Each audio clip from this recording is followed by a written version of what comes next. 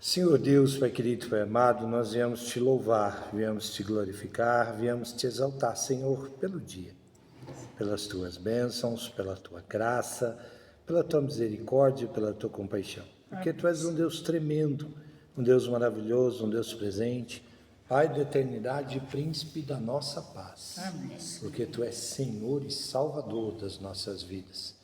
Por isso nós pedimos em nome de Jesus, que nesse período que nós estaremos aqui reunidos, ó Pai, em Teu nome, Tu possas usar a Tua palavra e falar aos nossos corações aquilo que Tu tens para nós no dia de hoje. É o que nós pedimos e já te agradecemos em nome de Jesus. Amém, ó Pai, e aleluia, Senhor. Amém? Amém. Então nós estamos falando sobre Mateus capítulo 24, sobre a volta de Jesus. E nós paramos lá no versículo 30, né? Que diz assim: então o sinal do Filho do Homem aparecerá nos céus e todas as tribos da terra se lamentarão e verão o Filho do Homem vindo nas nuvens do céu com grande poder e glória. Ele enviará seus anjos com um grande som de chofar, e eles reunirão o povo eleito dos quatro cantos da terra e de suas extremidades, do céu ao outro. Que a figueira lhes ensine uma lição. Quando os ramos brotam e as folhas aparecem, vocês sabem que o verão está próximo. Da mesma forma, quando virem todas estas coisas, saberão que o tempo está próximo, às portas. Eu lhes digo que este povo não passará antes que todas estas coisas aconteçam. O céu e a terra passarão, mas as minhas palavras jamais passarão. Quanto ao dia e a hora, ninguém sabe, nem os anjos do céu, nem o Filho, apenas o Pai. Porque a vinda do Filho do Homem será como ocorreu nos dias de Noé. Nos dias antes do dilúvio, o povo vivia comendo, bebendo, casando-se e dando-se em casamento, até que o dia em que Noé entrou na arca. Eles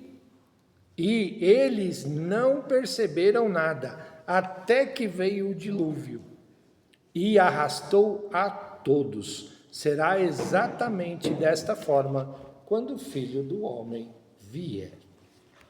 Vamos parar aqui até o versículo 39. Como nós falamos, estas coisas já estão acontecendo. Nós já temos falado para vocês, temos mostrado, temos conversado que todos esses sinais que Jesus relatou aqui, que estariam acontecendo antes da sua vinda, já estão acontecendo. E por que ele fala sobre a figueira? Alguém já viu uma figueira aqui? Lá no sítio onde eu presto serviço, em uma das chácaras que eu presto serviço, tem uma figueira. Até levei uns figuinhos lá para a Zilda, bem chulezinho, mas levei. Já viu? Morre do nada, né? Morre do nada. Lá embaixo tem na mata. Mato tem. Eu fiz umas mudas, tá mó lindo. Figo mesmo. Figo mesmo. Mas ela é uma flor assim, que parece que quando ela espalha, é uma árvore que se espalha, né? Mas de repente ela dá os figos e de repente parece que assim que morre, as folhas morrem, caem, seca e tudo mais, depois renasce de novo. Mas ele disse que olha para a figueira, por quê? A hora que ela começa a dar os frutos, você sabe que o verão está próximo. Porque é nessa época do ano que os figos começam a dar lá em Israel. É nessa época do ano. Quando ela começa a ficar cheia de folhas e tudo mais e tal, ele falou assim, as pessoas já sabem que o verão está próximo. Por quê? Porque quais são as estações do ano? a ordem: primavera, verão, outono e inverno. Então, toda vez que o pessoal em Israel olha para a figueira e fala assim, olha, ela começou a dar as folhas começaram a ficar verdinhas e tudo mais, opa, daqui a pouco vai sair flores e vai sair o figo. Fala, o verão está chegando. Porque ela é uma árvore de final de primavera. O verão está chegando. Então Jesus disse, olha, quando vocês virem que todos esses sinais estão acontecendo, significa que a minha vinda está próxima. E nós já temos conversado com vocês, durante essas 3 semanas que nós estamos falando sobre isso, que esses sinais já estão acontecendo. Que os sinais que ele predisse sobre a vinda dele já estão acontecendo. Eu gostaria que alguém abrisse aí em Ezequiel 37. Está para frente ou está para trás? Está para trás. É Velho Testamento. Oxi. Qual é, Pedro? Vai dizer, Ele fala do vale dos ossos secos. E aquilo que nós falamos na semana passada, quando nós falamos na semana passada, falou sobre o renascimento. Na semana passada nós terminamos, inclusive encerramos nesse ponto, sobre o renascimento do povo de Israel. Lembra disso? Que até pedi para que vocês entrassem, abrissem em Isaías 66 e depois Zacarias 12:3, que fala realmente sobre o renascimento de Israel. Que aconteceu quando? Quem lembra? 1948. E aí nós temos visto umas coisas acontecerem. Jesus continua dizendo sobre isso, olha para a figueira. A figueira é Israel. E ela já floresceu. Ela já floresceu em 1948. E ela está dando seus figos. E lembra que na semana passada nós comentamos que semana passada não, retrasada, porque na passada nós não tivemos.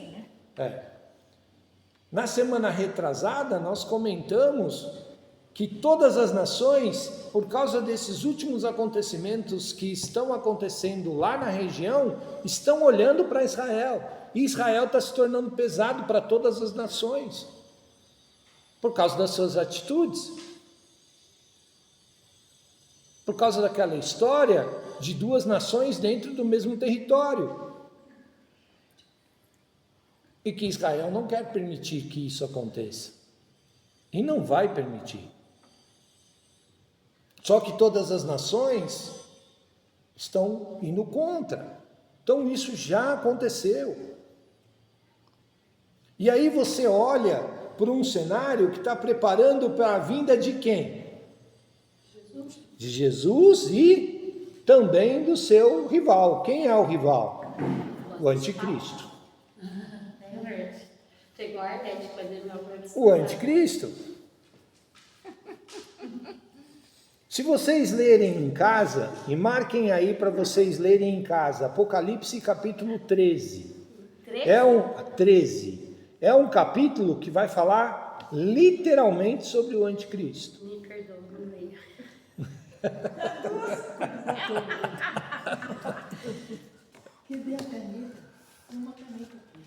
E ele diz lá no Apocalipse capítulo 13, deixa subentendido que ele vai ter uma marca. Marca da besta. A marca da besta. E que ele vai fazer todo mundo usar essa marca. Eu já tenho. Essa é besta. Já tem. Eu sei que pensa que tem. E é uma marca. Agora, vocês acham mesmo que vai ser uma marca, literalmente um código de barra na testa, ou um chip que implanta? Que todo mundo tem, tá filmando todo mundo. Aqui, ó. Aí, ó, tá vendo? Até as crianças de Por Porque a marca faz o quê? Que exista um controle global. É através dessa marca que a Bíblia fala que as pessoas não poderão comprar alimento. Terá alimento na terra, mas se ela não tiver essa marca, ela não poderá comprar. Diz também que vai ser que nem um controle. Gente, esses dias eu cheguei para comprar pãozinho na padaria. Se eu não tivesse com o cartão do banco ou o celular na mão, eu não tinha comprado pãozinho, porque a pessoa não tinha troco para me dar. Eles não querem mais dinheiro. Eles não querem. Passeio que foi O dinheiro vai sumir, gente. Daqui a pouco A não pessoa tem mais pagava opção. e depois eu tenho dinheiro. Não tem dinheiro. Não, a moeda, dinheiro, papel, não está mais em circulação. É difícil. Eu nunca mais peguei uma nota de dinheiro antes na mão. São Não é que isso, gente, tá se tornando de um jeito que as coisas estão convergindo para esse controle mundial. É por isso que vocês estão ouvindo falar de uma moeda única. E que as nações estão se juntando para criarem moedas únicas.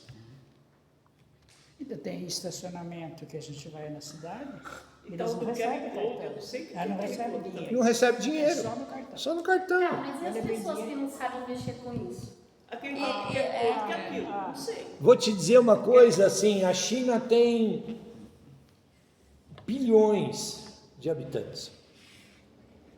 Ela já chegou aos bilhões. Todos eles, sem exceção, têm isso aqui. Sem isso aqui, ele não entra no shopping. Ele não entra nos estabelecimentos comerciais. Não é que ele não vai comprar no estabelecimento, ele não entra. Ele não entra. Literalmente, por quê? Porque existe uma coisa de reconhecimento facial. Tem apartamentos por aí que é assim, que a gente já mudou apartamentos assim. Tem hotel. É reconhecimento facial. Eles te rastreiam 24 horas por dia. E nós estamos falando de um país onde 1/4 da população mundial vive nele. Então, 1/4 da população mundial já está sob o controle disso aqui. Eles sabem tudo que a gente faz. Isso. Hoje, por exemplo, faz uma pesquisa na internet hoje de qualquer produto. Não precisa fazer a pesquisa. Você fala dentro da sua casa, nossa, eu preciso comprar tal coisa. A hora que você pega o celular, tá a propaganda Já da tá. coisa que você quer. Vocês já ouviram falar daquele sistema Alexia?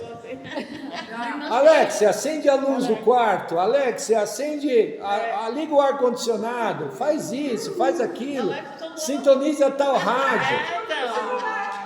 Mentira, lembra que eu falei? queria lavar roupa, Quer que a Alexa faça? Tudo bem, Fala, só eu que aquele sistema, por exemplo, te monitora 24 horas por dia, porque ela fica ligada 24 horas por dia, escutando inclusive o que você está falando. Joga naquele sistema de inteligência artificial e de repente você está comentando sobre comprar um cobertor. Logo no seu celular já aparece as propagandas de cobertores para você. O que é isso? É a inteligência artificial escutando e monitorando aquilo que você está fazendo. Exemplo, né, Kleber? A gente assiste essas coisas lá da televisão. Exemplo, se alguém rouba alguma coisa e só vai para algum lugar que acha que ninguém vai achar, né? Desliga o celular e o celular acha onde a pessoa está. Tecnologia. Hoje você não se esconde mais, não. Nós estamos falando de inteligência artificial. Eu lembro que algumas décadas atrás se falava muito dentro das igrejas de um supercomputador que não poderia ser desligado nunca. que esse seria a besta, que ele seria,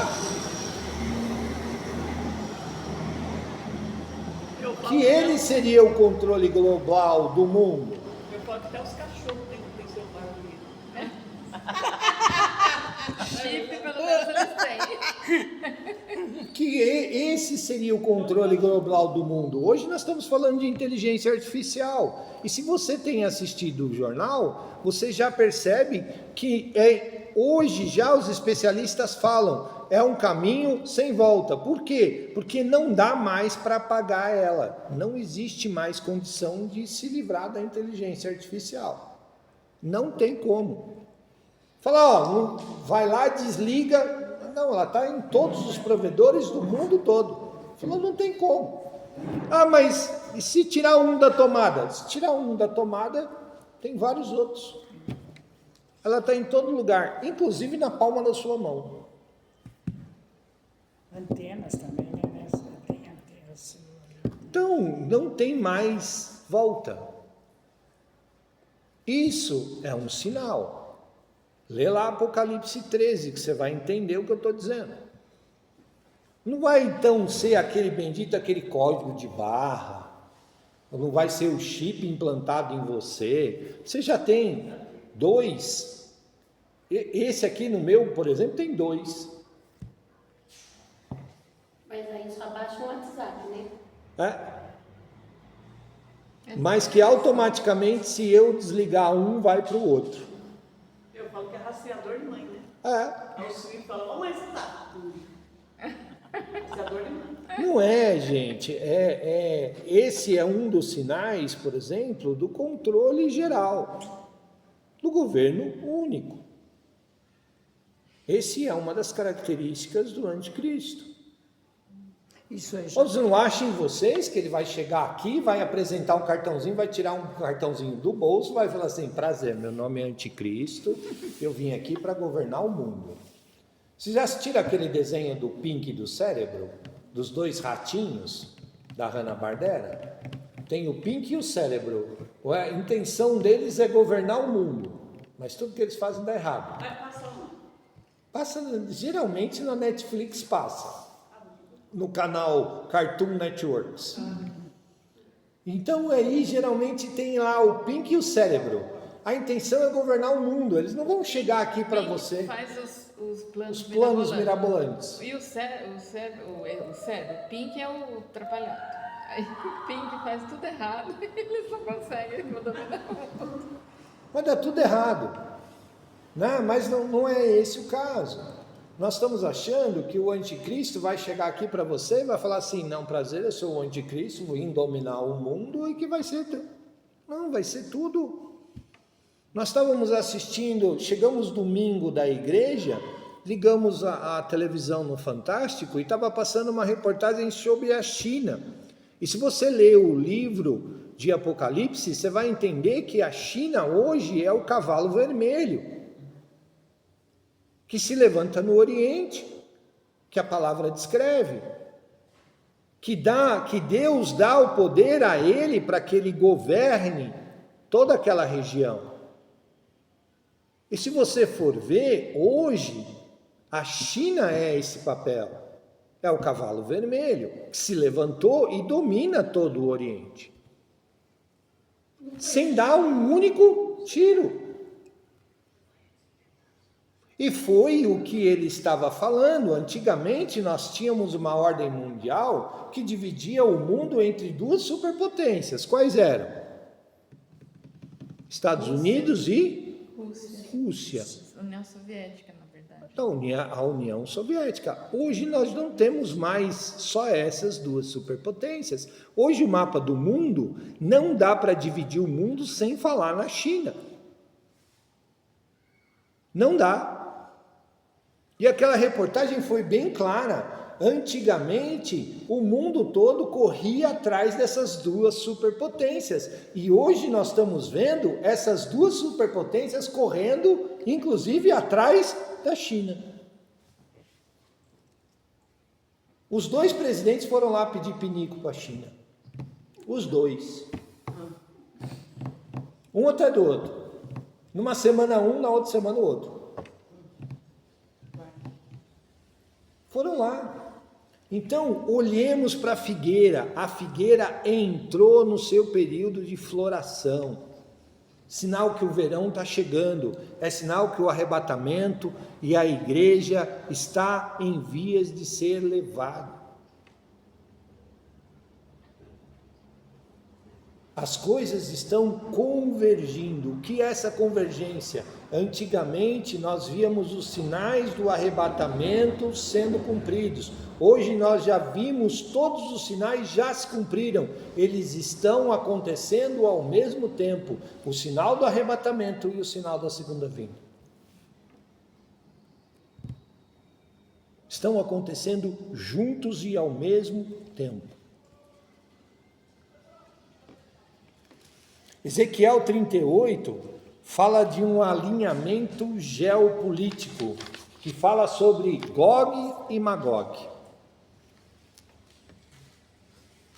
Eu já falei para vocês que essa nação de Magog, ela estava na região da Ucrânia.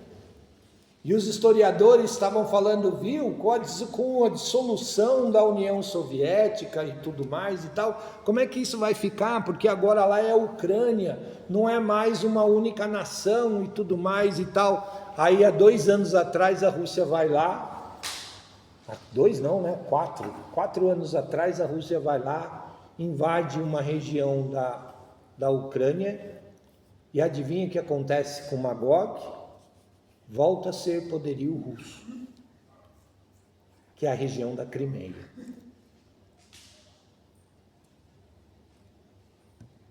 E aí você vê o Gog, que significa o Irã e a Turquia.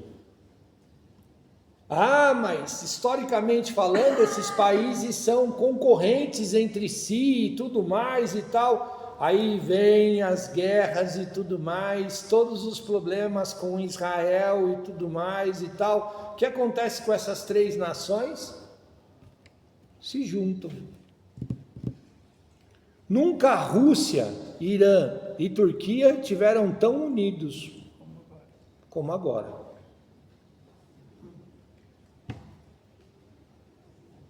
E unidos num objetivo comum. O que uniu eles? A paz? Não. O que uniu eles? A guerra.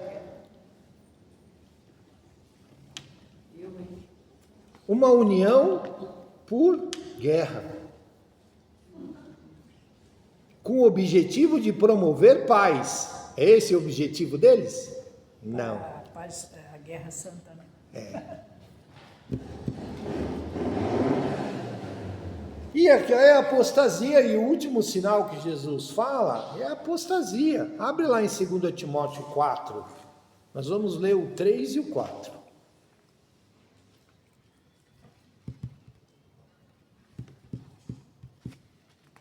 Timóteo. 2 Timóteo, capítulo 4, nós vamos ler o versículo 3 e 4. Porque chegará um tempo em que não suportarão a sã doutrina, mas desejando muito ouvir as coisas agradáveis, ajuntarão para si mestres segundo os seus próprios desejos. E não só desviarão os ouvidos da verdade, mas se voltarão para as fábulas. É esse? É isso? Para quem Paulo está escrevendo essa carta? Timóteo era o que de Paulo? Discípulo de Paulo. Paulo tratava como se ele fosse um filho quase. Né? E Paulo está dizendo que vai chegar um momento dentro das igrejas, que as igrejas iriam se ajuntar, iam procurar mestres que não falassem a verdade, que não pregassem a palavra, e sim pregassem aquilo que é de acordo com os seus desejos, com os seus anseios, com aquilo que eles imaginam. Isso está acontecendo dentro da igreja? Eu não estou falando mundo não, tá gente? Estou falando dentro da igreja. Igreja. Paulo não escreveu as cartas para os leigos. Paulo escreveu as cartas para a igreja, para as igrejas. Pessoas que têm conhecimento da palavra. Isso está acontecendo nos dias de hoje? Sim. Nós temos igrejas que se dizem evangélicas, hoje compostas pelo PCC, pastores envolvidos em lavagem de dinheiro, em escândalos sexuais. Banco Master. Está aí o Banco Master que não deixa a gente mentir. Igrejas, por exemplo, compostas simplesmente somente por homossexuais. Qual que é o significado mesmo de fábulas que eu esqueci, professora? Fábulas é fantasia, assim, coisa criada, coisa para você acreditar. Então ele está dizendo que com poucos ouvidos os povos se desviarão para as fábulas. Para as fábulas, coisas que não são reais, invenções humanas, que fogem disso aqui. E elas parecem verdadeiras, por quê? Pois é, essa fábula da raposa e as uvas lá, né? Ela tem um fundo moral, ela tem uma verdade. Só que ela foi criada, ela é uma mentira, uma fantasia, entendeu? Tem um fundo verdadeiro porque ela tem uma lição de moral. Então é isso, eles criam coisas que parecem verdade, que você fala, não, isso é real. E você se deixa levar, né? E Jesus vira e fala, vai um pouco mais adiante aí, Mateus capítulo 24, versículo 12, multiplicação da iniquidade. Por isso que ele compara esse tempo ao tempo de Noé.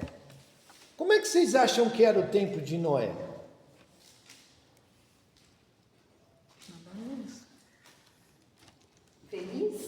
Feliz? Eu acho que a humanidade estava literalmente achava que ela estava feliz, mas era uma bagunça. Ah, tem problema de casar-se, dar-se em casamento? Não, não é isso que Deus está dizendo na época de Noé. Não é isso que Jesus está dizendo na época de Noé. O problema é que se casava homem com homem e mulher com mulher. Então já tinha isso. Já. Aí. Agora também tá uma bagunça. Não, Bebê é menino, ela você não acha se o menino é menino, se o menino é menina, tá com coisa de menina, você fica sem saber. Tem que ter medo de falar. Eu costumo dizer, Marlene, que hoje, por exemplo, a pessoa escolhe o sexo que ela quer ter. Isso é uma fábula. Do berço. Tem criança que você vê que o povo fala que já nasceu do berço. Não é? Ah, afeminado. viu? Nasce homem, ou nasce mulher, ou nasce hermafrodita. O único que tem direito de dizer que não sabe se é homem ou se é mulher são os hermafroditas, são que nascem com os dois sexos. De resto, ou você nasce homem ou você nasce mulher. Sim ou não? Ou é um ou é outro, não tem meio termo. Deus não criou um meio termo. Não, mas é que agora se você decide, não importa se você nasceu com... Você escolhe. Você escolhe o gênero. Lembra da fábula? Se criou-se uma fábula que você pode escolher. É uma opção. Quando, na verdade, a natureza diz que não. Mas, Kleber, Quando Gênesis 1 diz lá, e criou Deus o homem e a mulher.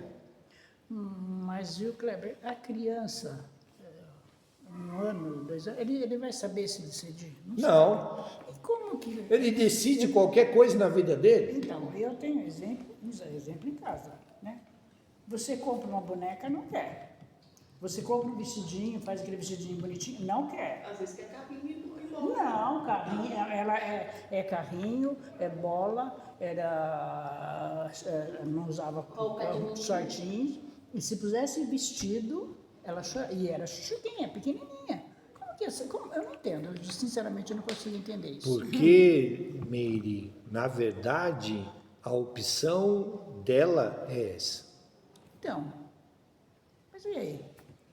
É pecado? Não. Não, eu fico. Não, a gente se preocupa, né? Mas foi Não falado? faz certo, né? O problema é que uma vez um aluno falou assim, professora, por que os pais não aceitam uma pessoa homossexual? Eu falei, não é que não aceita. Ele ama da mesma forma. O problema é que a vida não vai ser mostrada. Não. Não tem Cobra preconceito, muito, não vai. cobra. Não tem Cobra. preconceito, esse é o Gente, como problema. cobra. A preocupação do pai e da mãe é o que ele vai sofrer com isso. Sofre bastante. Né? Gente, a palavra é clara. Deus ama o pecador, mas abomina o pecado. Com certeza. Tudo bem? Eu tenho exemplos na família também, Eu Miriam, tenho também. aonde Quem? Família? é dito com todas as letras. Ah, você me recrimina por isso? Não, não te recrimino por isso. Amo, aceito, tranquilo, engraçado é que bonito, tudo maravilhoso. que a gente precisa- Mas pela palavra, o que Deus fala isso? Deus fala para mim com todas as letras. Criei homem e mulher. Sim, isso aí. Mas o mais engraçado é que tudo que você precisa, assim, que te agrada, no caso seria a Fernanda também e agora minha a sobrinha. Bruna, né? Gente, as duas que mais me chegaram, assim, tudo que eu precisasse, sabe? E agora é a Bruna. Eu não consigo entender essas E coisas. você tem mais preocupação ainda, né? Nossa, Porque isso me preocupa a vida, muito. a sociedade, né? Não aceita, não cobra, é preconceituoso. como- Eu falei Isso pra tem ela, a problema preocupação de é essa. entrar dentro das igrejas? Não. Agora a Tem igreja igreja que não tem. pode ser conivente. Com O certeza. problema é quando sai da igreja. Então, é esse é o Tudo problema. bom. Não só na rua, mas o problema é que assim, existe uma coisa que eu digo isso em todas as áreas, tá, gente? Eu não estou falando só sobre o homossexualismo, não. Eu estou dizendo sobre a abominação e sobre a apostasia que entra na igreja de todas as formas. Como, por exemplo, nós falamos da lavagem de dinheiro, de narcotraficantes dirigindo igrejas, porque eles querem o bem do povo? Não, eles querem o quê? Lavar dinheiro, Ficar rico. ficar rico. O povo que se dane. A necessidade que o povo está passando, que se exploda. O importante é meu dinheiro, meu bolso está cheio de dinheiro. O importante é eu ter jatinho novo para andar. O resto, que se exploda. Eu uso a palavra, eu prego a palavra de acordo com o meu bel prazer. Eu não uso a palavra para dizer. E a palavra, nesse ponto, eu usei esse ponto, ele é polêmico, mas eu usei esse ponto porque a palavra é clara sobre isso. Eu posso dizer, não, Deus aceita. Posso ou não? Não. Por quê? Porque ele diz ao contrário.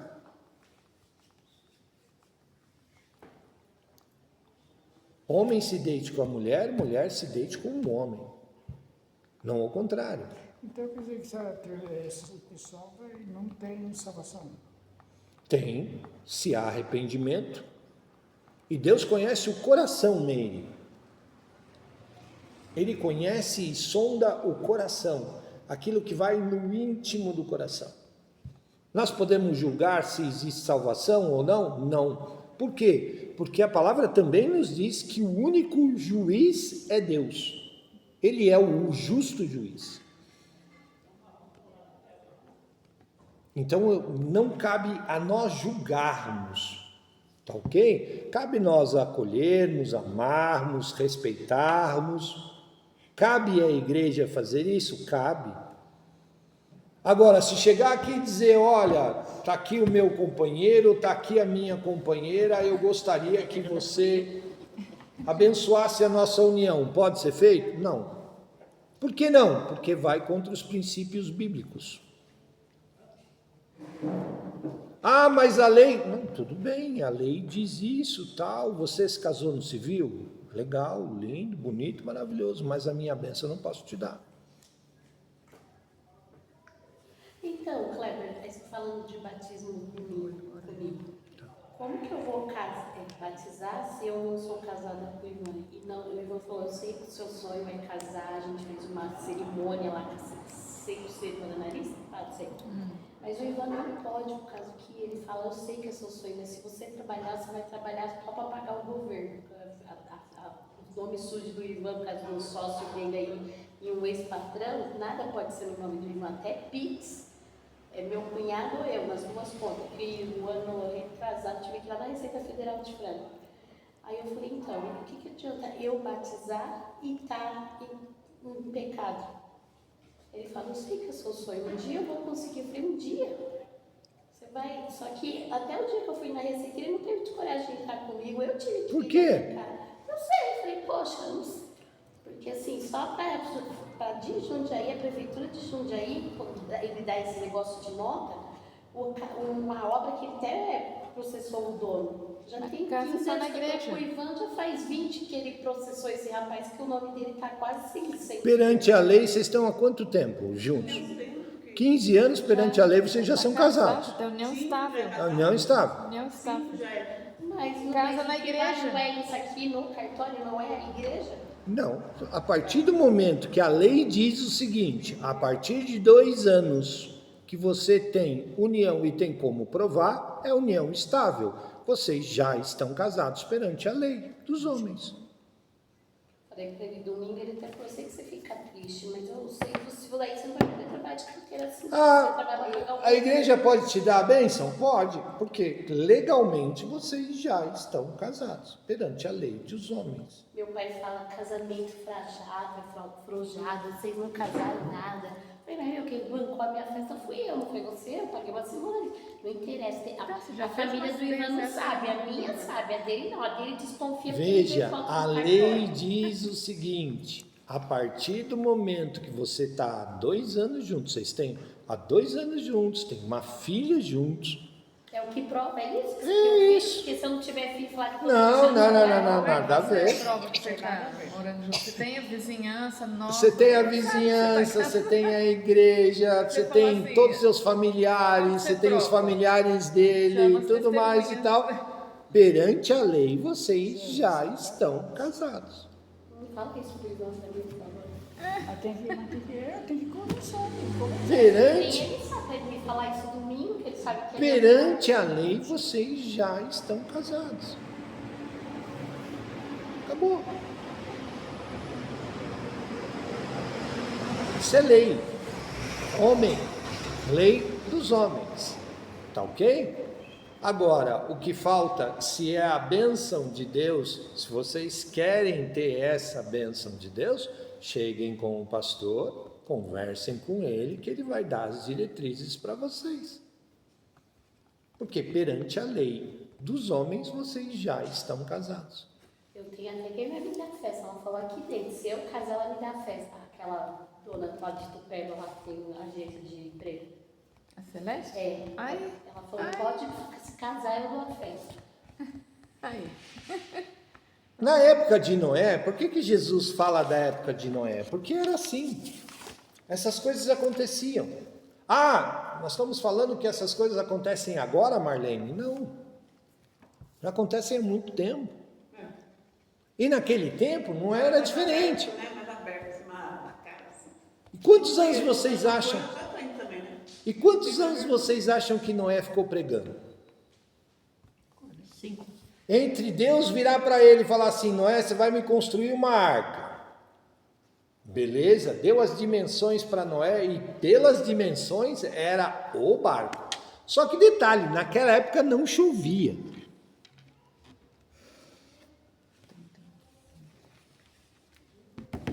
Não chovia. Caía um sereno na terra que molhava a terra e tudo mais e tal. E aí aparece um homem que vira para a população que estava toda bagunçada, não estava nem aí com nada, tudo vivia no oba-oba, e aí aparece Noé e fala assim, viu, vão se arrependendo, muda de vida, porque Deus vai mandar um dilúvio que vai destruir tudo isso aqui. Dilúvio, o que é isso, Noé? Chuva, o que é isso, Noé? Achavam que ele estava, né? Ah, não vai cair água do céu. Foi 40 anos, não foi? Não, 70? não, Não foi 90, né? 120. Ah, 120. Pensei que era 5 anos. achei que era 90. 120. Mas ele construiu um Mas barracão quantos dias naquela ficou época. chovendo direto? Teve um tempo. 40, não foi? 40, não foi? Foi. Ah, então. 120. A gente não aguenta 3 dias de chuva, gente. E aquele povo, escutando isso, vendo ele construir aquele negócio, e falando assim, e era um negócio grande, não era um negócio pequeno. E por 120 anos, a notícia deve ter corrido por todo quanto é lado. Ó, tem um doido aí construindo um negócio e dizendo que vai cair chuva do céu. Algo que eles nunca tinham visto. Então, quando nós escutamos estas coisas, muita gente vira e fala assim, não, eu tenho medo de escutar essas coisas aqui, eu não quero escutar isso, porque não pode, porque não vai, porque isso é história da carochinha. É os tempos de Noé. Vou usar a frase que uma parente minha, muito chegada a mim, a minha irmã dizia. Falou, não, desde que eu era criança eu escuto essa história. Já estou com 40 e poucos anos, faz 40 e poucos anos que eu escuto esse papo de que Jesus vai voltar. Nessa última conversa que eu tive com ela sobre esse respeito, eu virei para ela e falei assim, faz 40 anos que você escuta esse papo, não faz? Faz. Falei, faz 40 anos que você vê esses sinais que estão acontecendo aí, se cumprir um a um. Não. Faz uns 4 anos. Eu falei, então, filha, a figueira floresceu. Você vai esperar o verão chegar e te pegar de calça curta? Como é que nós vamos estar quando Jesus voltar?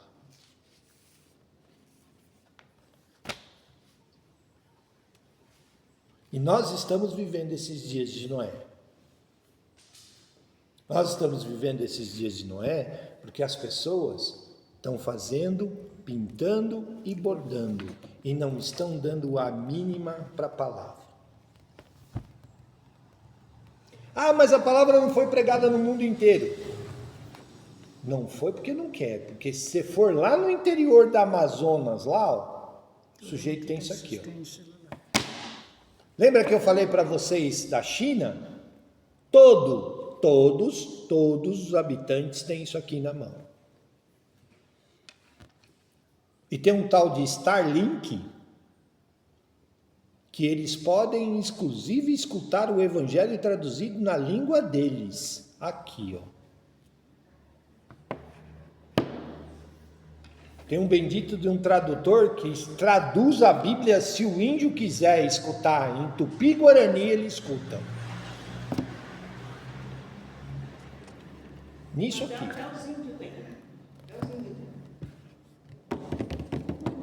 Tudo bem? A figueira floresceu. A figueira floresceu e nós estamos vivendo hoje os dias de Noé. Acorda, porque Jesus está voltando. Amém? Amém.